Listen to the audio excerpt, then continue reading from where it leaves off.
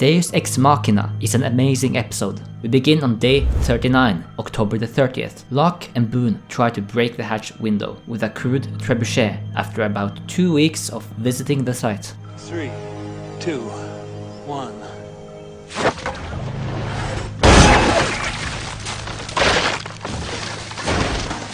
After the attempt fails, Locke begins to lose feelings in his legs. At the end of the day, Boone goes back to the beach. Locke is somewhere in the jungle, possibly here in that workspace area we saw in the previous episode. Locke discovers that he has no feeling in his legs after burning both feet without feeling any pain. It's the next day, October the 31st. Sawyer comes to Sun's garden. He is having increasingly painful headaches, which are not helped by Sun's herbal remedies or aspirin. We saw him bothered by this in the previous episode.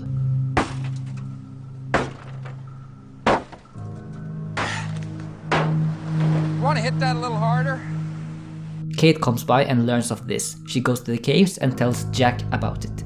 That's all for this day. That night, Locke dreams about a beechcraft, his mother, and a seriously injured Boone, immediately believing it to be a sign from the island. It is morning, November the 1st, which is a day worth remembering because a lot of things happen on this day. I haven't calculated all the journeys on the show yet, but I'm fairly certain that this is one of the most eventful days in the 6 seasons of Lost, in terms of various treks through the island. And we start very early on the day, at dawn, with Locke waking up Boone and bringing him to the hatch. He tells him about the dream and points in the direction where he saw the plane crash. Then I saw a plane crash, a beechcraft right out there. They start their trek through the jungle. Locke believes that the island gave him a sign, and whatever he'll find in the beechcraft will help them open the hatch. Sawyer still has some headaches. He declines Jack's tests, but Kate brings him to the caves. At this time, Jin and Michael are working hard on the raft. Back to Locke and Boone. Because of the mountains over here, they need to turn around the valley here. Luckily, Locke checks the compass to see if they are on the right bearing. They're now half a kilometer west to the plane, as confirmed by Locke in a few episodes. They find the body of Echo's team member, a drug smuggler dressed as a priest, simply called Goldie due to his gold tooth. What is a Nigerian priest doing in an island in the South Pacific? I'm not so sure he's a priest. Jack tells Sawyer he's farsighted and brings him glasses. He takes the best ones, goes to Saeed, makes Saeed mend them together and give them to Sawyer. Hurley arrives at the beach and makes a comment. Dude, looks like someone steamrolled Harry Potter.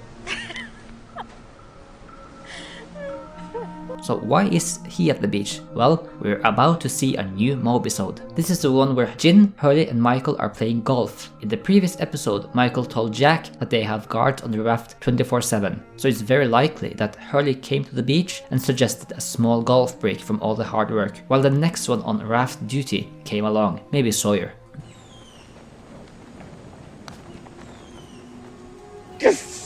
Congratulations, dude.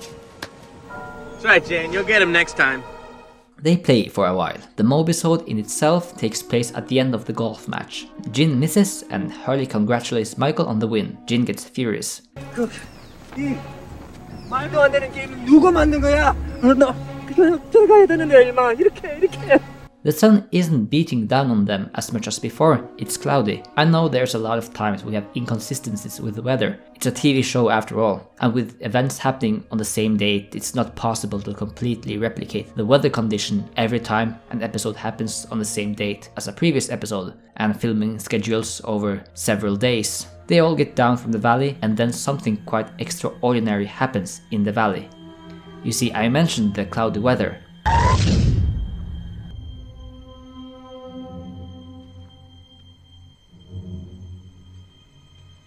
Locke, Sawyer, Juliet, Miles, Charlotte, and Faraday suddenly pop up in the valley. They just missed the golf tournament. The weather is quite cloudy, and Charlotte falls down with a massive nosebleed. This is a time flash, and it happens at the end of the episode Jughead. In the first part of season 5, the island is skipping through time, with the characters bouncing through various points in time, meaning that as of now, there are 2 John Locks on the island. One is at the valley, and the other one is currently on his way to the drug plane with Boone. One Sawyer is at the valley. You alright? Yeah. And the other just had a doctor's appointment and is probably on raft duty at the beach. There's one Juliet in the valley and one on the other side of the island.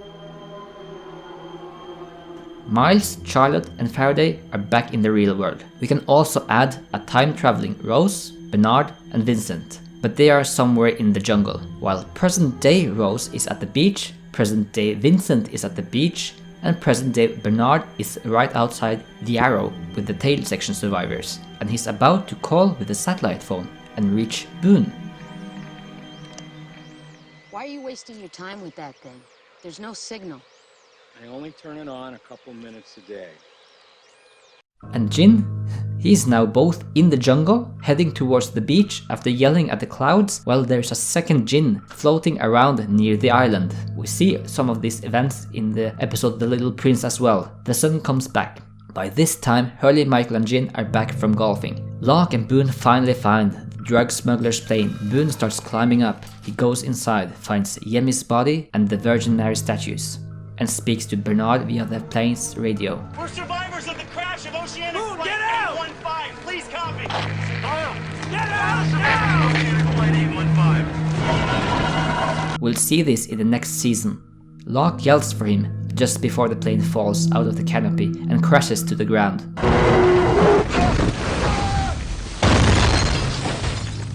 Locke grabs him out and carries him back to the caves, oblivious to the fact that he'll go down this path not so far from a future version of himself. Miles goes to the stream to get some water to Charlotte. Miles has this peculiar look on him. Maybe he heard some noises in the woods of Locke walking with Boone on his back.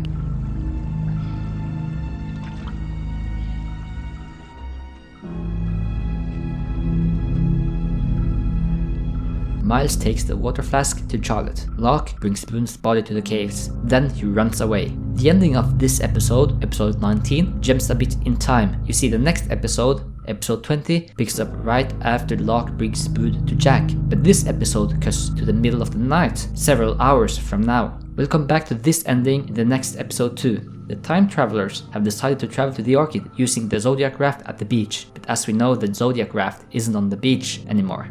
At this time, Desmond contemplates suicide before discovering Penelope's letter inside our mutual friend. He flies into a rage at his seemingly hopeless situation before hearing Locke, who is banging on the hatch in anger at Boone's injury.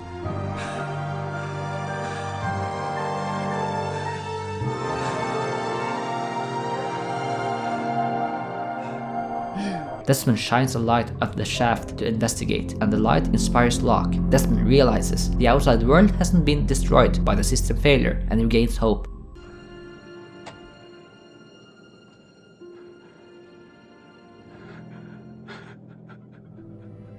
We'll explore more of Desmond's journeys in the hatch in the season 2 finale. The time travelers on their way there can spot the beam of light in the distance.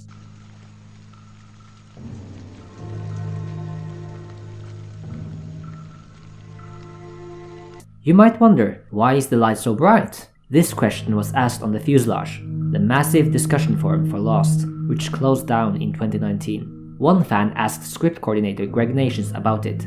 He said, "Sometimes you tell production you want something to be a certain way, but what comes back in dailies isn't exactly what you'd hope for. It doesn't mean it's bad, it just means it's different than what you'd imagined in your mind. Then you're faced with reshooting something, incurring the cost to do this, and would it be worth it?" So in this case, we're hoping fans are okay with this, since the intent was there.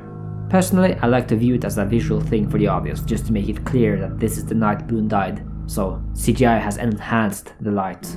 We'll come back to this moment in the next episode. As of now, thanks for watching, and stay tuned for heart-pumping drama and tragic conclusion in episode 20, Do No Harm.